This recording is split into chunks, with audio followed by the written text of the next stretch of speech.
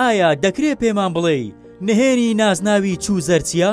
یەکەمین شت لە 2009 کە ئەکاونتی فەیسبوکم دانا کە بەخۆی فەیسبوک لە 2004 دروستکرا لەلایەن دامەزرێنەری مارک زینبرغ و 2005 ئەو بابەتانە کە 2009 ئەمن ئەکاونتم دانا بەبیرم دێت تەڵەبەی پەیمانگا بووم لە بەشی سیستەمی کۆمپیوتەر.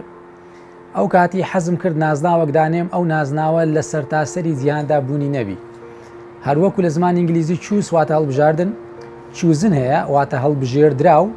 ئەمن نازناوەکەم کردە چوزەر هەتا ببتە هەڵبژێرەر واتە بە ئیسم فاعیل کە کەسێک هەڵدەبژێری واتە بە هەڵبژێرەر ئەو بڕیارە دەدا چی هەڵدەبژێری نەک یەکێک بڕیارە بدا هەڵی بژێری.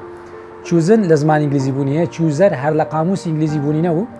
بەڵام ئەو کاتی فەزلی ڕەب العالەمین کە گەیشتە 10,000 لایک و ئەوانە بۆ پیج، ئەو کاتی گۆگل لە قاموسی دیکشنەری خۆی زیادی کرد بۆ کەلیمەی عالەمی. ئێستا ئەگە لە گۆگل ترانسلیشن